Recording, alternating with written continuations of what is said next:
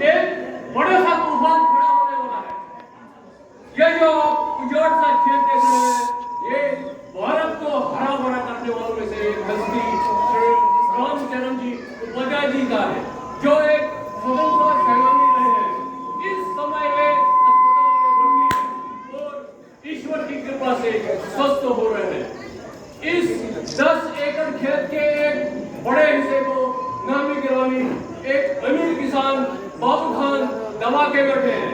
कभी ये खेत फसल से हरा भरा हुआ करता था। कहने को तो 60 साल तक राज करती आ रही पार्टी इन सेनानियों की मेहनत का फल खा खाकर, परंतु इन्हीं में से बाबू खान जैसे लोगों ने स्वतंत्रता सेनानी का हक बोला है। अब किस मुंह से ये कह सकते हैं कि हम स्वतंत्रता सेनानी का सम्मान करते हैं? क्या ये बचे हुए चंद स्वतंत्रता सेनानी को अब रुला कर ये गोली छाप मारना चाहती है? आने वाला चुनाव इस गोली छाप पार्टी के लिए निश्चित ही भारी पड़ेगा।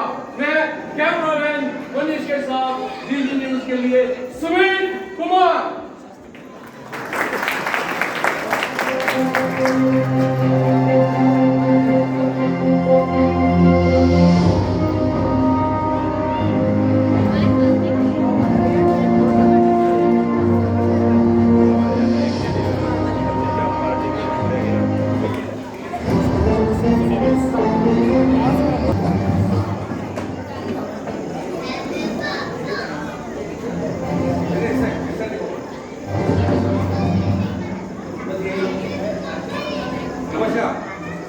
टीम के साथ एक बहुत बड़ा खुलासा करने जा रहा हूं। अभी जो सत्ता में राज कर रही है इस फूल छाप पार्टी की सारी पकौड़ियां इस खुलासे के बाद बिखर जाएंगी। ये आप जो बंजर जमीन देख रहे हैं, ये कभी लहलाता हुआ खेत हुआ करता था। ये जो जमीन है अभी तक जीवित एक स्वतंत्रता सेनानी श्री रामचरण उपाध्याय जी की है। स्वतंत्रता दिनांक इस जगह के एक बड़े से हिस्से को एक असामाजिक कहलाने वाली पार्टी फूल छाप पार्टी के एक असामाजिक व्यक्ति ने दबा के रखा हुआ है। स्वतंत्रता दिलाने में तो इस पार्टी का कोई सहयोग था ही नहीं, पर बहुत से स्वतंत्रता सेनानियों की भी जमीन हड़पने में लगी है। निश्चित ही इस फूल छाप पार्टी को अगला चुनाव दिन में तारा दिखाने वाला होगा। कैमरामैन दिनेश के साथ मैं रविंद्र कुमार।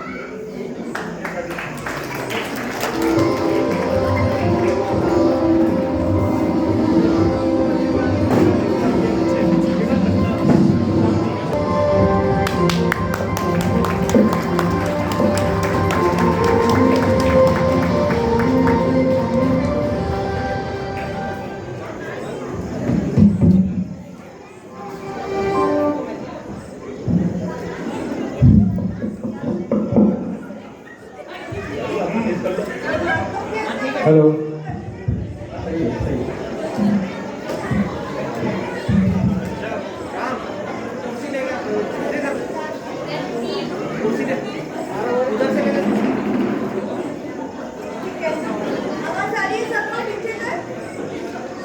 सचिन जी पीछे बैठो, आवाज आ रही है? बताओ।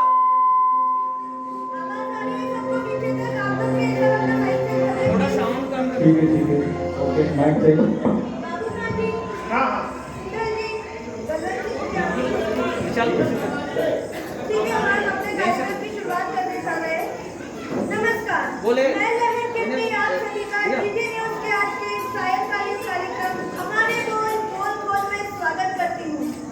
आप सभी कई दिनों से समाचार चैनलों पर एक मैटर देख रहे हैं और सुन रहे हैं, जिसमें सभी ने देखा कि एक स्वतंत्रता सेनानी जो कि वयोवृद्ध है, उसकी जमीन को सरकारों की लालच से और पड़ोसी किसानों की लापरवाही और लालच से दबाया जाता रहा है।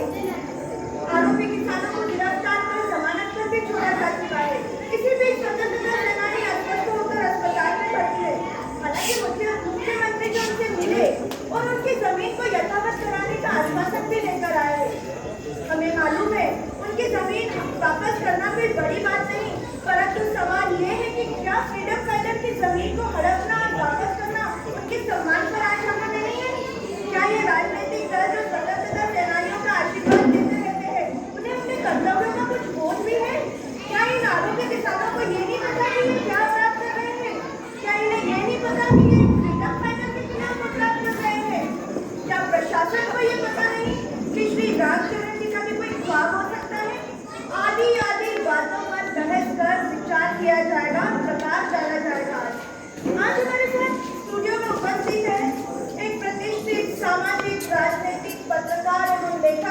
बलवंत सिंह जी, जो कि हिंदी अखबार देश किरण और अंग्रेजी अखबार वंश कम्युनिकेशन के संपादक रह चुके हैं।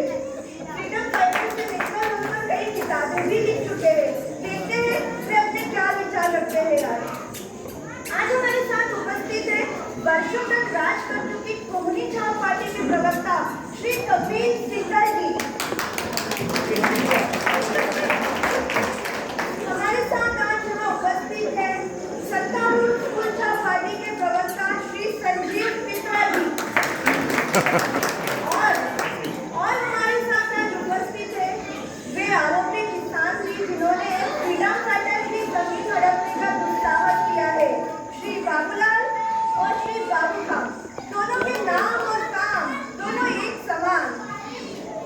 सबसे पहले मैं बलवंत सिंह जी से पूछना चाहूंगी कि आरोपी किसान का प्रशासन का तो तोड़ सभी को दिखाई दे रहा है, परंतु देश में बची हुई 2-4 स्वतंत्रता सेनानियों की पूछपरछ करने वाली साहित्यिक, सामाजिक और अखबार की संस्थाएं और विशेषकर आप उनके लिए सजग क्यों नहीं दिखे?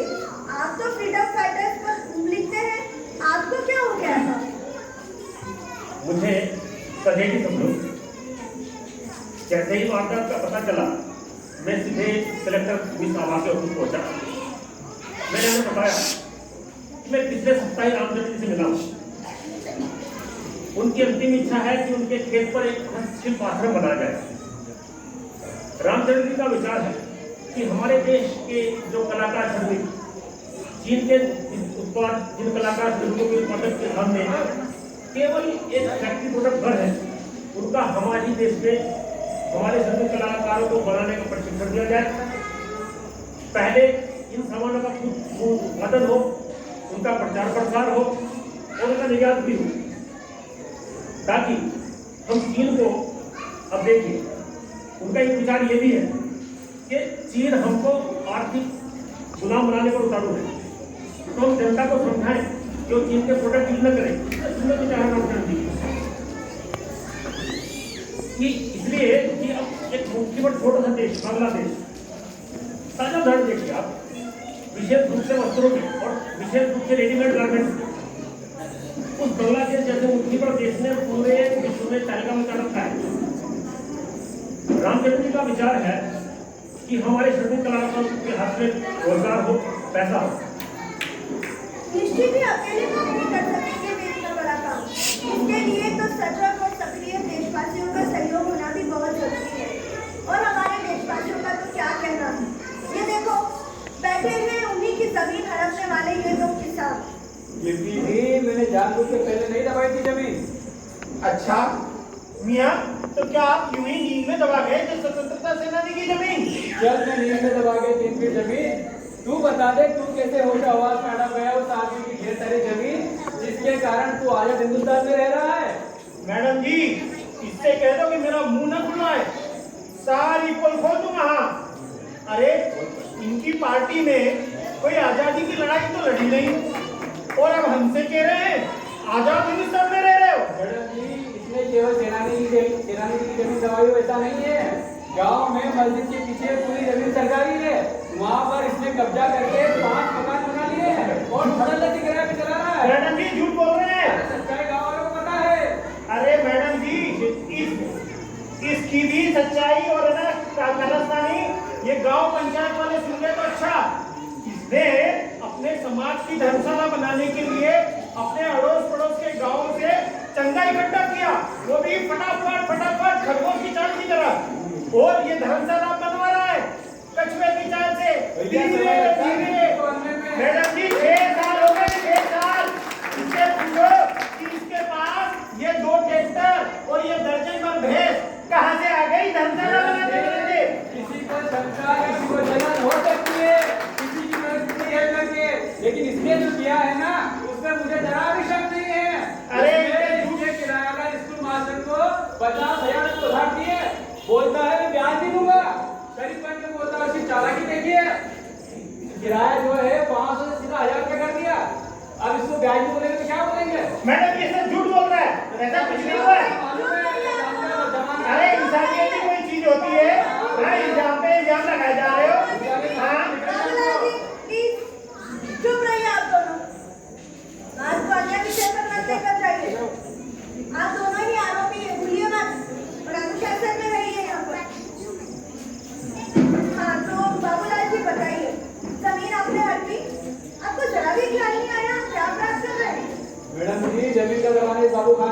आया था, मैंने देखा इसने जमीन दबाई, 2 साल हो गए इसका कुछ बिगड़ा नहीं, तो मेरा भी मन कर गया कि 3 फीट की मेड़ अगर हलाई में टूट रही तो टूटने दूं, इससे तो फिर से आपकी दवाई मेरा जोर तो ये है, जब चोर किसी ने नहीं पकड़ा, चोर नब्बे में है, तो किसी की भी हिम्मत होने लगी चोरी करने की।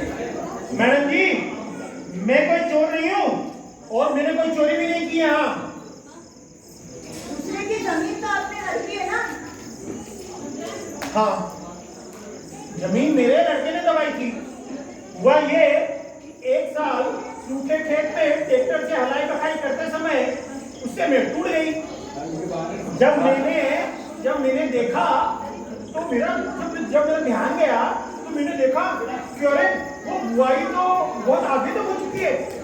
मैंने लड़के को डांटा, लेकिन मेरे परिवार वाले मेरे को बोले कि कोई बात नहीं, अरे अपन ये बढ़ाया हुआ खेत अगले साल पीछे ले लेंगे। वैसे भी ये सेनानी का खेत कई सालों से तो यही खाली पड़ा है, कोई आता जाता तो है नहीं। मैडम जी, फिर अगले साल मैं हज को चला गया, लेकिन इधर मेरे लड़के ने अपनी खेत की हद पीछे नहीं की।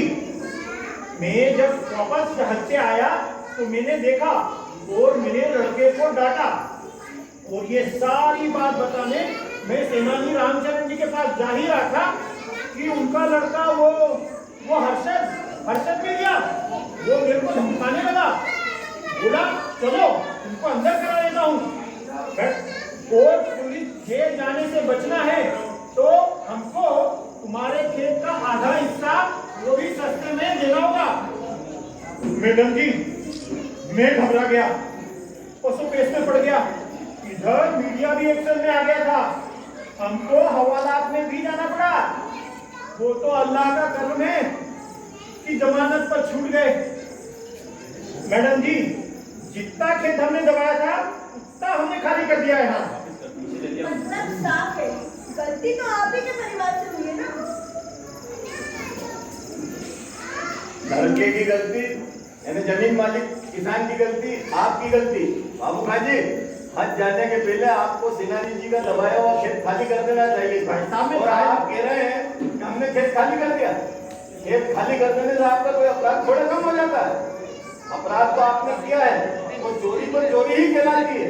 आपको सजा मिले वो भुगतना। बहुत बढ़िया मैडम जी, इन महाशय का तो उद्देश्य यही है कि कैसे भी करके बेचारे इस बाबू खा को सजा हो। वो तो गनीमत है कि बाबूलाल जी जैसे लोग फंसे हुए हैं, वरना इस शहर का माहौल ही कुछ और होता। हाँ, आपकी पार्टी का तो हमेशा से ये दावा रिया है कि हमें सरकार चलाने का दशकों पुराना अनुभव है और फिर चलता है। श्रीमान जी, ये मामला तो आपकी विधानसभा का ही है, सेनानी जी की जमीन का मामला। तो पिछले 2 वर्षों में क्यों दबाए बैठे? क्या चल रही है? जैसे आपने सैकड़ों घोटाले दबा रखे हैं आपकी पार्टी ने, आप सोच लो इसको भी दबा जाएंगे। कोई दवाई नहीं है, प्रक्रिया में जांच चल रही है। आपके समर्थक किसान, जांच चल रही है। और आपके समर्थक किसान, उनको से काफी बड़ा ट्रैक्टर में द्वारा सेनानी जी के खेत में हल चलाते समय भूलवश हाँ, सही बात है, जमीन बदला गई। ये सही बात है। शाल में करो, वो शाल बेचारा में हज को गया था, वो बेचारा हज को गया था, हज में से वापिस आया, लेकिन पीछे कर दी। अरे तो देखने में वापस करने में तो अपराध का काम हो गया ना आपका। अरे तो आप जांच करवा लो ना, अपराध का काम नहीं हुआ, सरकार तो आपकी है, जांच करवा लो। जांच होएगी, कोई सजा नहीं मिलेगी। शांति मैडम काम होता है इसमें आपकी विधानसभा नहीं है जो आप इस तरह से विवाद कर रहे हैं। तो शांत चुपचाप बैठे।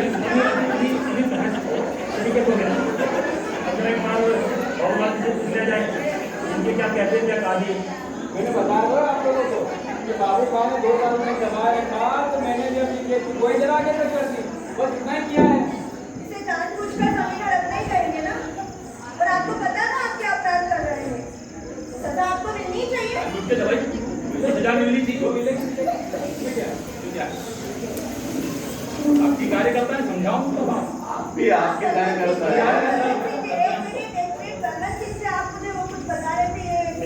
अरे वो दुबे जी के घर से नहीं करे, दुबे जी से नहीं बताओ ना, आपको मौका मिला है, हमें मिलेगा। अब हमें देख अब क्या होगा, ये मामला अदालत में चलेगा क्या? झिझकता जाएगा, होना यही है। कल ही मेरा हमारे शहर के जो मशहूर वकील है मनोज, ये वाले मामलों में मशहूर वकील, उनसे मेरा मिलना हुआ। ये दोनों वहाँ से एक एक करके उनसे मिल चुके हैं। अब इनका अगला स्टेप ये है कि पटवारी तहसीलदार से साठ करके रेवेन्यू इलेक्शन में अपने खेत को बढ़ावा दिखाना और ये जताना कि सेनापति का खेत इनके खेत पर नहीं करना था। तो वकील से मिलना कोई अपराध हो गया? बाबूलाल जी और बाबू खान जी, सर क्या बोल रहे हैं आप दोनों के बारे में? मतलब अब अगला स्टेप ये होगा आप दोनों का? बिल्कुल नहीं, ये इनका अनुमान हो सकता है, हमारा तो कोई इच्छा नहीं है। देखिए मैडम जी, कोई भी आरोपी वकील से तो मिलेगा ही। अब मैं भी मिला। आपको पता है वकील के ऑफिस में 10 तरह की बातें होती हैं, लेकिन मैडम जी मेरा ऐसा कुछ भी गलत करने का इरादा नहीं है। यहाँ कीर्ति जी, गलत करने का तो मेरा भी कोई इरादा नहीं है। वो तो सहयोग है कि मैं भी उसी वकील से मिला जिससे मिला था। मैंने भी सेनानी जी की जमीन का हिस्सा खाली कर दिया है। मामला अदालत में है, अदालत जो सजा सुनाएगी, फैसला सुनाएगी, मंजूर है।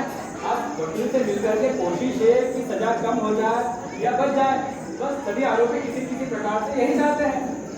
आपको बताओ, यहाँ तो आरोपी है दो के साथ, अदालत सही फैसला देगी, ये विश्वास है।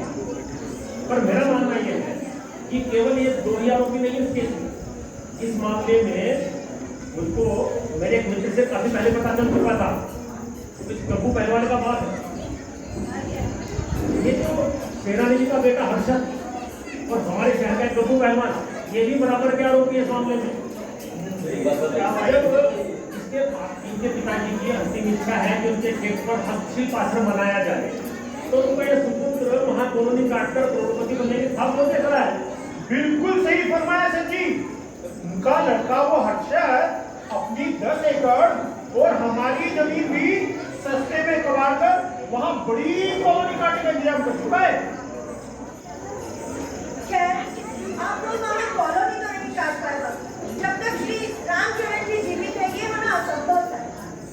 और कीर्ति जी उनके जाने के बाद कट जाए तो क्या आपकी पार्टी की सरकार कुछ भी नहीं करेगी, रोकेगी नहीं उसको? कि आपको लग गया है कि दोबारा सरकार बनने वाली नहीं है आपके?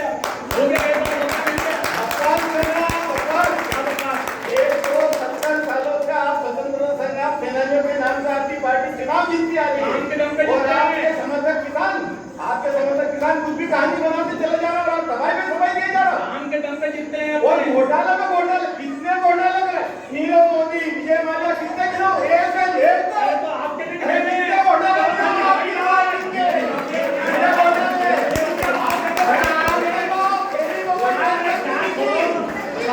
हमने तो कभी नहीं किए, टेलीविजन पे नहीं की। बुलेट अभी जगह नहीं किए, सब किए। मुद्दे की बात कर रहे हैं मैडम। अभी जब वो लगाते हैं आरोप का, आप उनको कुछ बोलते ही नहीं। आप दोनों देखते हैं वो क्या यहाँ से क्या करो? नहीं, आप ये बात तो क्या है, हम आए हैं, आप तो हमारी बात तो सुनना पड़ेगी ना। आपकी बात सुनी होगी यहाँ। अब इस तरह की बकवास करने का कोई मतलब नहीं है। अब कुछ बोले करते हैं सेनानी जी से इस प्रोजेक्ट को पूरा करने के लिए कुछ बोले करते हैं, समझिए इस बात को। और अब 10 घंटे यहाँ बैठकर आप बहस करते रहेंगे, इससे होने लगा है। तो दर्शकों, श्री रामचरण जी का खेत जिसका कि अतिक्रमण तो किसानों ने किया था, उसे उन्होंने खाली कर छोड़ दिया है। अब हम जल्दी श्री रामचरण जी के ख्वाबों का प्रोजेक्ट यानी उनका ड्रीम प्रोजेक्ट जो कि भारत की आर्थिक साधना और चाइना से आर्थिक मुकाबले का आधार होगा, उसका देखेंगे। आप सभी आमंत्रित जनों का इस कार्यक्रम में भाग लेने के लिए बहुत बहुत धन्यवाद।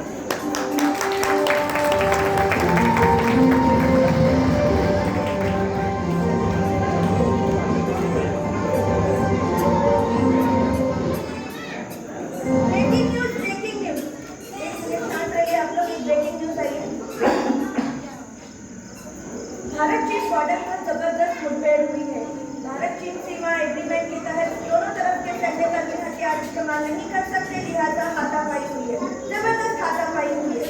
चीनियों ने टैंक के पाइप चलाकर सुरक्षा की है, तो भारतीय सैनिकों ने वाटर बॉटल, बैग, टिफिन आदि चलाकर सुरक्षा की है। बताया जा रहा है पत्थरों से भी बात किए हैं। 10 भारतीय सैनिक शहीद हुए हैं।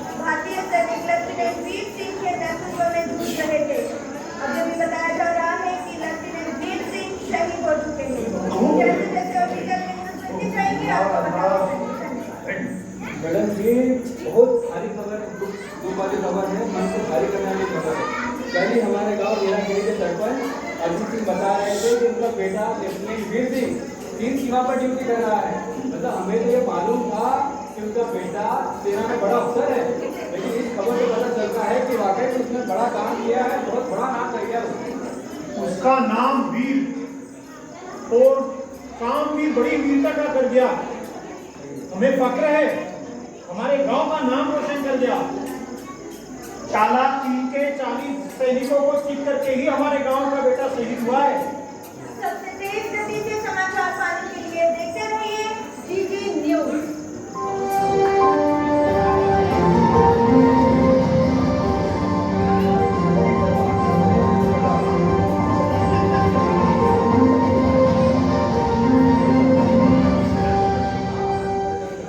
एक और बड़ी खबर आई है, प्लीज आप लोग शांत रहिए। मध्य प्रदेश में मालवा क्षेत्र के वर्तमान में जीवित एकमात्र स्वतंत्रता सेनानी श्री रामचरण जी उपाध्याय अब हमारे बीच नहीं रहे। 96 वर्ष के थे। फिर से सुनिए, श्री रामचरण जी उपाध्याय का अभी निधन हुआ है। इंदौर के एक अस्पताल में उन्होंने अंतिम सांस ली है।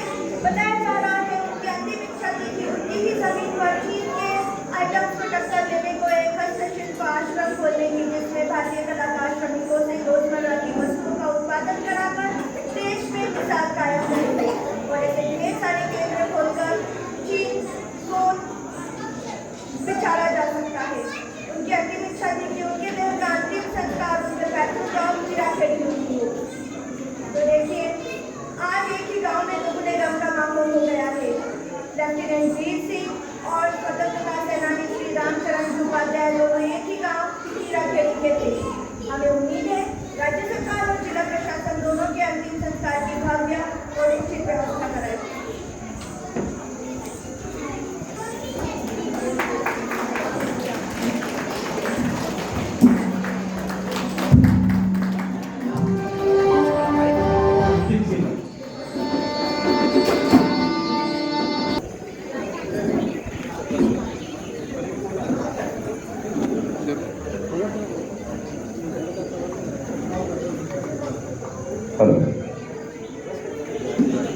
कृपया ध्यान दीजिए, ग्राम हीराखेड़ी के इस शमशान में आज हमने इस गांव और इस देश के दो वीर सपूतों का अंतिम संस्कार संपन्न किया। शवयात्राओं में शामिल सभी लोग चिताओं के अंतिम दर्शन करके धीरे धीरे इस शोक सभा में बैठते जाया कर। जैसा कि परंपरा है, अंतिम संस्कार के पश्चात हम शोक बैठक का आयोजन करते हैं गतात्मा को श्रद्धांजलि देने हेतु, इसलिए हम यहाँ एकत्र हो रहे हैं। सभी लोग कृपया इधर आकर बैठते जाएं। जो लोग इस सभा में नहीं समा सकते वो आगे और वहाँ बैठते जाएं। क्योंकि दर्शनार्थियों की संख्या हजारों में है, इसलिए एक दूसरे का चिताओं के दर्शन करने में सहयोग करें। बैठते जाइए प्लीज, सब लोग बैठते जाइए। बाहर उपस्थित पुलिस दल से मेरा अनुरोध है कि वो व्यवस्था बनाने में और नियंत्रण करने में सहयोग करें। गांव के कार्यकर्तागण और संघ के स्वयंसेवकगण व्यवस्थाओं को संभालें। सब लोग बैठ जाइए प्लीज। बैठक शुरू करो। वैसे भी अपनी कम जगह में बैठ ही सकते, वैसे भी शोक बैठक की आवाज तो बाहर हॉल में आई है।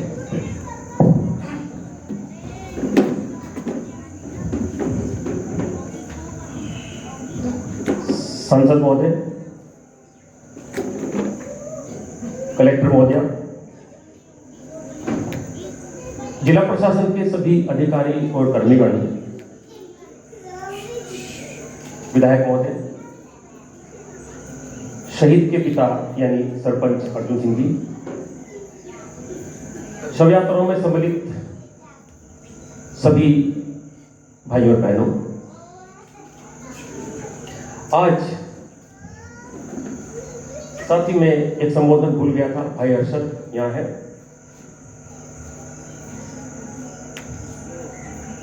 जैसा कि परंपरा है कि हम गतात्माओं को श्रद्धांजलि देने हेतु शोक सभा करते हैं, इसलिए हम यहाँ एकत्र हुए हैं। आज हमारे लिए दुख और गौरव दोनों का विषय है। इस देश को स्वतंत्रता दिलाने वाले और देश की स्वतंत्रता को संरक्षण करने वाले दो वीर सपूतों की आज ये भूमि साक्षी बनी। इस गांव की जनता धन्य है। देश को आजादी दिलाने वाले और आजादी को बचाने वाले दोनों वीर सपूत यानी स्वतंत्रता सेनानी श्री रामचरण जी उपाध्याय और लेफ्टिनेंट वीर सिंह का अंतिम संस्कार आज हमने यहां संपन्न किया।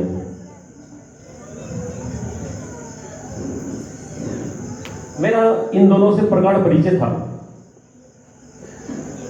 मध्य प्रदेश के स्वतंत्रता संग्राम सेनानियों के ऊपर मैंने एक किताब लिखी थी। श्री रामचरण जी पर मैंने उसमें कई पेज समर्पित भी किए थे। वे छात्र जीवन से ही स्वतंत्रता संग्राम में कूद गए थे। भारत छोड़ो आंदोलन में उन्होंने एक टीम बनाकर गांव, कस्बों, शहरों में विदेशी हुकूमत के खिलाफ चेतना भरी, हड़तालें कराई। सरकार ने उन्हें जेल में डाल दिया, वो जेल में भी सक्रिय रहे। उनके वंदे मातरम गान से ब्रिटिश सरकार विचलित हो गई थी। आजादी मिली तो उन्होंने किसी भी प्रकार की सुख सुविधा और पद लेने से मना कर दिया, इनकार कर दिया। वे सदैव परोपकार के काम करते रहे। लेफ्टिनेंट वीर सिंह पहले मेरे पुत्र के साथ कॉलेज में पढ़ते थे। पढ़ने में होशियार थे। कॉलेज की पढ़ाई पूरी कर कई नौकरी के कंपटीशन और इंटरव्यू फेस किए। ओबीसी कैटेगरी में आते थे। अपनी योग्यता और आरक्षण से उन्हें पीएससी में अच्छा परफॉर्म करने पर डिप्टी कलेक्टर के लिए उनका सिलेक्शन हो गया। डिफेंस एग्जाम में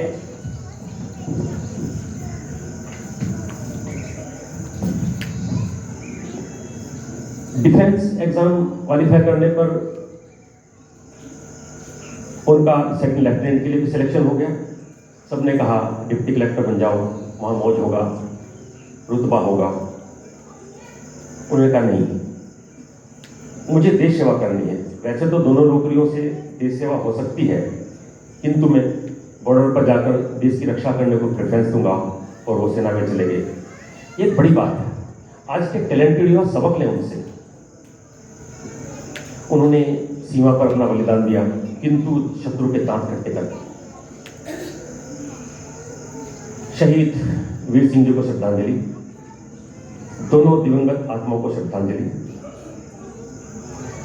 स्वतंत्रता सेनानी रामचरण जी के व्यक्तिगत जीवन में उन्हें केवल एक ही दुख था, जो उनके जीवन के अंतिम दिनों में देखे गए उनके एक सपने को पूरा करने में व्यवधान था। वो व्यवधान उनका अपना ही था। खैर, अब मैं क्या बोलूं इस पर, छोड़िए। महानुभाव, आप में से जो भी कोई श्रद्धांजलि स्वरूप अपने दो शब्द कहना चाहे, किंतु संक्षिप्त शब्दों में वो कह सकता है। किंतु मैं चाहूंगा कि शहीद के पिता सरपंच अर्जुन सिंह जी यदि बोलना प्रारंभ करें, पहले बोले तो।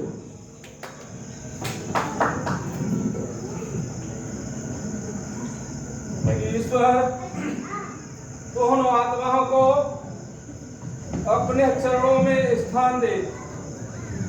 मेरा बेटा हमारे कुटुंब की, हमारे गांव की रौनक था।